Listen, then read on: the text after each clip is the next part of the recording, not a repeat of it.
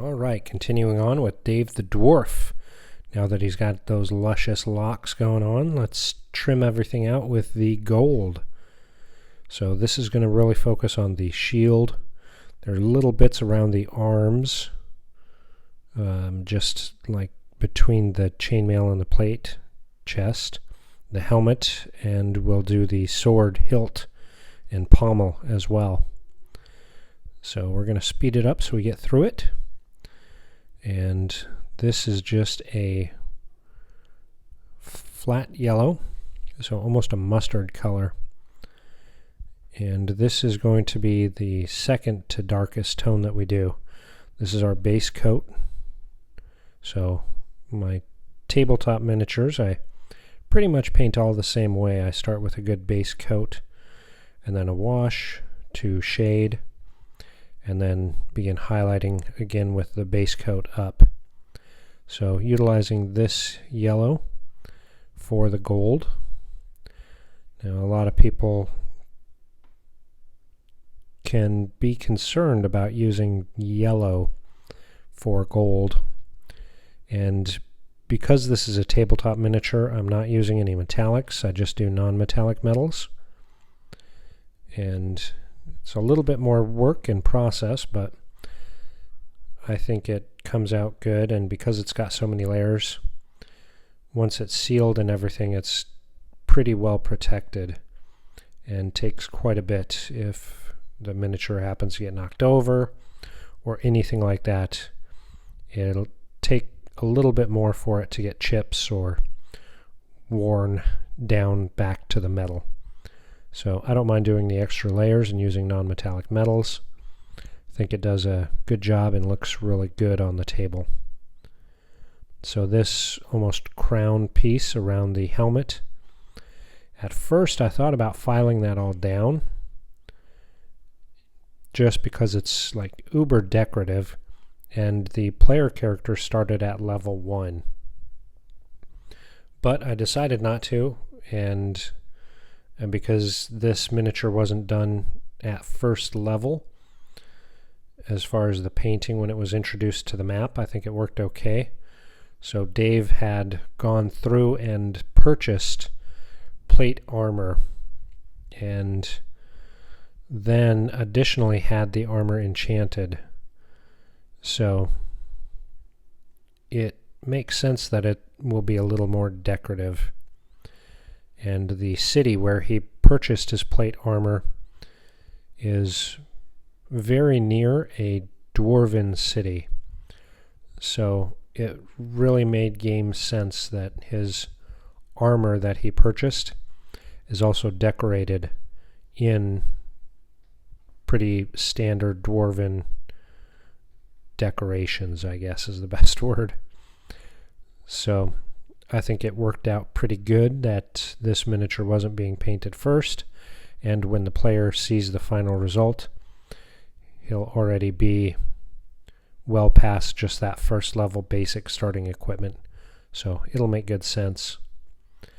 And in these arm pieces, there are a lot of little dots, very similar to what you see on the shield, and that front loin piece, and the boots, and that back kind of standard. I'm still debating whether or not I'm going to paint those similar to what I'm going to do on the shield and that loin piece and the boots. Haven't decided yet. We'll just take it bit by bit, and when we get to the detail stage we'll see. But onto the shield, we're just same process, laying down that base coat color, and this is just right out of the bottle. This is 3 drops and then just a touch of water to just make sure it has good, nice consistency. Because this is the base coat, I don't want it to be too thin. As we're getting into the detail work here now, it's super important to have those base coats not run. And had to stop and clean my brush here really good, just because I had a little bit too much on the brush, and had to make sure it was nice and clean. And just going back to the shield. Again, I've got a good idea on how I'm going to do the decorations on this. I'm not going to give the details away until we get to that stage when I'm getting ready to paint them. But the little bits here are well sculpted, so they stand out pretty decent. Good differentiation from the inner metal shield part and these decorative bits. So nice and easy to follow along, but you have to make sure to get the edges so that you've got nice clean separation and you can see those details in the paint job without having to be just right up on top of the mini to see the little, they're almost like fleur-de-lis in the way that they're situated or sculpted in. But really cool decorative touches on the shield, and as I said, that goes into the boots, on the back of the armor, that front loin cloth piece. So just trying to get real good, nice sharp edges, and pulling the paint out of the belly of the brush, and getting the edge of the shield. Now we haven't done the back end of the shield yet. We're going to do that when we do the sword. That way we can move back and forth from the shield to the sword as paint is drying. Of course, the back of the shield does have its base coat, but as far as the detail work goes, we haven't gotten there yet. So Dave, in the last game session, has gone through and cleared out the crypts. The party was actually kind of lucky. So in the crypts, there were a number of zombies who were in sarcophagi that were attempting to break out. And I was rolling their strength checks together, so just as one. And when the first one broke out, the rest were just going to follow. And my dice were rolling horrible for me. So the zombies never emerged. And the party, as they were moving through the area, kind of detected the creatures inside the little sarcophagi. So they were sealing them up as they were moving through. But it would have been nice to see how Dave handled a total of 14 zombies coming at the party from different directions. I was kind of looking forward to it, but that's okay. There's plenty of story to go on, so we'll see how Dave handles other obstacles. So as that dries, I'm just prepping up the wash, which is just a medium brown that will be applied on as a wash. So again, this wash is going to be 1 drop of the brown and 10 drops of water. So very thin, and just putting it everywhere, making sure to steer clear of the edges as much as possible, or do them nice and clean, very detail oriented, because I don't want that wash to go on top of the gray armor or onto the beard or anywhere else. So just being very careful of where the wash flows, getting the sword hilt and pommel and that back decorative heraldry or decoration, the shield. Everywhere that this yellow is, I want to put the wash. So gold for non-metallic metal, if you take it from browns to a pure white, it really looks great and has a real golden appearance. So that's the process, but rather than starting with the brown, I start with the base coat of yellow and then use the brown as a wash so that it can really get into the crevices and be more of a shadow color. And of course those little bits under the arm, those aren't too bad. The one side with the shield, of course, is a challenge to paint. But given that time to dry, now we're going to go back, and this time instead of using just the standard base color, I've actually blended it with the next color, which is a lighter yellow. So it's going to be just a touch lighter than what the base coat was. And for non-metallic metal, you don't want to jump that drastically in color, but because the areas are so small, not only because it's a miniature, but primarily because it's a dwarf miniature, and you don't have as much room as you would even just a human-sized miniature, I've got to be a little more stark in the contrasts. So there's a little bit more jump in color. It's not as smooth of a transition as I normally would do. And again, it's primarily just because the bits are so small. All the areas are extremely tiny. But making sure we get highlighting on the rims, and then with the helmet, because it's got so many points as well as lowered crevices, we want to really be sure to use smaller and smaller areas of highlight. So this will only cover about half of what was previously painted. Generally we do 3/4, but metal is a little bit different, especially when I paint gold. I do much sharper highlights, so the coverage from layer to layer is less and less, because when we get to that final point of white, I want it to be a fast transition into the yellows. So the colors are going to be a little bit more dynamic in the progression to white.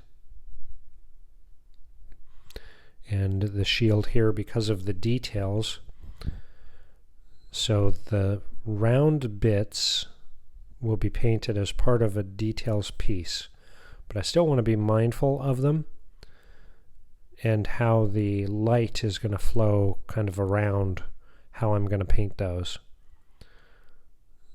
And you will have refracted light or reflected light on the base, and I'm only doing about 1/3 of what was done on top, maybe half of the area that was done on top, because it's not going to be as much reflected light on that gold. So anywhere that shield has on the lower portion is going to be even less. And the sword, kind of the same thing, because it's very small bits. Just being very mindful of where we put the highlights. And earlier I had thought quite a bit about changing out that sword for an axe, but I'm going to keep the sword. I really like the hilt on this. It ties into the armor really well, and the shield, so I'm going to keep it as is. And the little bits of under the arm and that back heraldry piece, and just continuing up to highlights. After that last blend, I go to just another shade of blended yellow. So this is just the next highest yellow, 2/3 of that to 1/3 of the base. So instead of 50-50, it's 2/3 to 1/3. And just brighter and brighter progression in color. These layers here are a little bit thinner, so they're not quite as opaque as the base color, but they're not as translucent as the shadow. And it looks fairly flat. It will for a couple of layers. As we start putting in these highlights here, this is just the medium yellow. And just starting to be more mindful of where is the light actually going to shine, where is it going to hit, what's going to catch the light, as well as any reflected light. So trying to move everything up to the top, to the highest points, and then on the crown piece, the very lowest points. Because the kind of crown piece has those upper points and then the lower cups almost. Those cups will catch light as well as the high points. And then the little bits of decoration in that helm crown piece. And that area there gets a little challenging because of the sword. So as we highlight there, we have to do lots of flipping. And making sure that we get above the brow, just that little bit of rim. And of course the point on the top. Now that one there, because it's a peaked dome on the top, we've got to be a little more creative when we start laying in the highest highlights. As we start dropping those in, we'll talk a little bit more about it. And just continuing to lighten up. Again, these here are going to be smaller and smaller bits that receive the highlights. Just because unless it's directly in the sun, I don't want it to have too much light. So upper edges and then anywhere that the light would strike. When we get to the second highlight, that'll be the last one that the lower bits get. Just because they're not in the direct sunlight, it's just reflected light. So they won't actually get the white. And making sure the edge is nice and clean.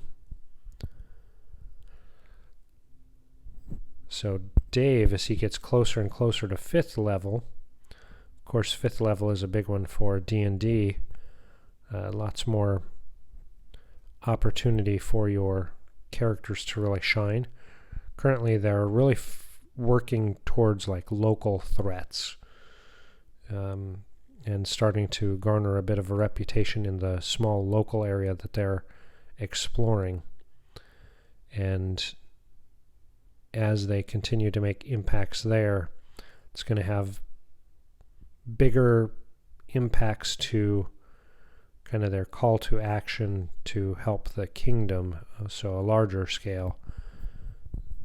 It's going to be interesting to see how some of the leveling up goes, what choices they're going to be using, and all of that. I'm really looking forward to seeing how the player continues to develop the fighter. As a tank style class, there are lots of different subclasses of fighter, and I always think it's so interesting the variations that players use from campaigns to campaigns. And as we continue just highlighting, this is the second to lightest color that we're going to be doing. So this is just that lighter yellow. And the only other variants we're going to do is after this we'll do a touch with white blended with that yellow before we do just a dot of white wherever the light is striking it. So again, just really picking out the top edges. You can see how that's starting to transform and look metallic, like that light is shining off of it. And that's all just from the paint. Having good paint color choices and steady progressions that are consistent really makes the difference on that. If we painted, say, the underarm pieces to where the highlights were to the side or lower 3/4 and the shield to the top and the helmet to the front, if you don't keep your light sourcing consistent, then it doesn't do any good. So this is just the brightest white highlights, just touching up the top.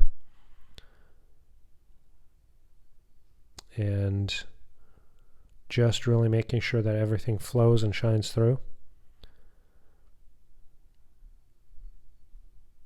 And cleaning out the brush, just making sure everything is nice and clean, ready to go. And moving into just last little bits of highlighting here. that shield. I think the coloring is coming along fantastic. I can't wait to get the detail pieces in. Again, just upper edges. Where is the light going to be shining the brightest?